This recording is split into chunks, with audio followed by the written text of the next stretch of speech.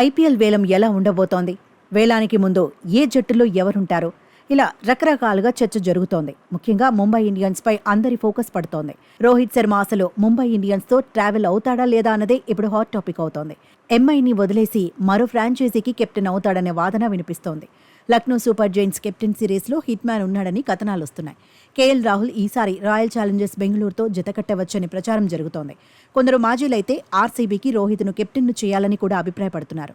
ఓవరాల్గా hit man దారెటు అన్నదే ఇప్పుడు అభిమానుల్లో ఉత్కంఠను పెంచుతోంది. హార్దిక్ పాండ్యాను ముంబై కెప్టెన్సీ నుంచి తప్పించే అవకాశాలున్నాయని కూడా చర్చ జరుగుతోంది. పాండ్యాను సైడ్ చేస్తే కెప్టెన్ ఎవరు అన్నది ఆసక్తికరమే. టీమిండియాకు సూర్యకుమార్ యాదవ్ ఇప్పుడు కెప్టెన్గా వ్యవహరిస్తున్నాడు. దీంతో స్కైకి ముంబై ఇండియన్స్ పగ్గాలు అప్పగిస్తే ఎలా ఉంటుందనే చర్చ కూడా ఉంది.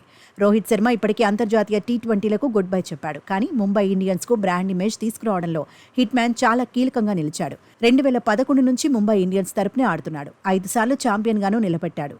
5 సార్లు ఐపీఎల్ టైటిల్ అందుకున్న తొలి కెప్టెన్గానూ రోహిత్ చరిత్రకెక్కాడు. అలాంటి కెప్టెన్ను ముంబై వదులుకోకపోవచ్చన్న చర్చ ఉంది. రోహిత్ వెళ్లాలనుకుంటే అందుకు తగినట్టే ఆ ఫ్రాంచైజీ రిటెన్షన్ లిస్ట్ ఉండొచ్చనే అభిప్రాయమూ ఉంది. కొందరైతే హిట్ మ్యాన్ను ముంబై వదిలేసుకోవచ్చని కూడా వాదిస్తున్నారు. అభిమానులు మాత్రం ఈసారి మరో ఫ్రాంచైజీకి రోహిత్ వెళ్లాలంటున్నారు. గత సీజన్లో కెప్టెన్సీ నుంచి తప్పించిన జట్టులో ఉండాల్సిన అవసరం లేదంటున్నారు. పాండ్యాకు కెప్టెన్సీ అప్పగించి రోహిత్ను ముంబై అవమానించిందంటున్నారు. ఓవరాల్గా ముంబై రిటెన్షన్ లిస్ట్ ఎలా ఉంటుందనే కన్ఫ్యూజన్ క్రికెట్ అభిమానుల్లో ఉంది. అయితే జస్ప్రీత్ బుమ్రానే ఫస్ట్ చాయిస్ ప్లేయర్ అవుతాడనే కామెంట్స్ వినిపిస్తున్నాయి. సెకండ్ చాయిస్ ప్లేయర్గా సూర్యకుమార్ యాదవ్ ఉండొచ్చని కొందరు ఎక్స్పర్ట్స్ అభిప్రాయపడుతున్నారు. పాండ్యా మూడో చాయిస్ కావచ్చంటున్నారు. రోహిత్ను కొనసాగించాలనుకుంటే ఫోర్త్ చాయిస్ అయ్యే అవకాశం ఉందంటున్నారు. ఫోర్త్ చాయిస్ ప్లేయర్కు కూడా ఫస్ట్ చాయిస్ ప్లేయర్కు దక్కినంత మొత్తమే దక్కుతుంది. ఫస్ట్ ప్లేయర్కు ఫోర్త్ ప్లేయర్కు ఫ్రాంచైజీ 18 కోట్ల చొప్పున చెల్లించాల్సిందే. వేలానికి వెళితే అంతకంటే రోహిత్కు ఎక్కువే దక్కుతుందనే వాదన ఎక్కువగా వినిపిస్తోంది.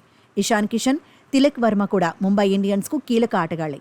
గత వేలంతో పోల్చితే ఇషాన్ కిషన్కు ఈసారి భారీ ధర దక్కకపోవచ్చు. 2022లో ఈ యంగ్ క్రికెటర్ కోసం ముంబై 15,25,00,000 ఖర్చు చేసింది. తిలక్ వర్మను రైట్ టు మ్యాచ్ రూల్ కింద తీసుకోవచ్చని చర్చ జరుగుతోంది.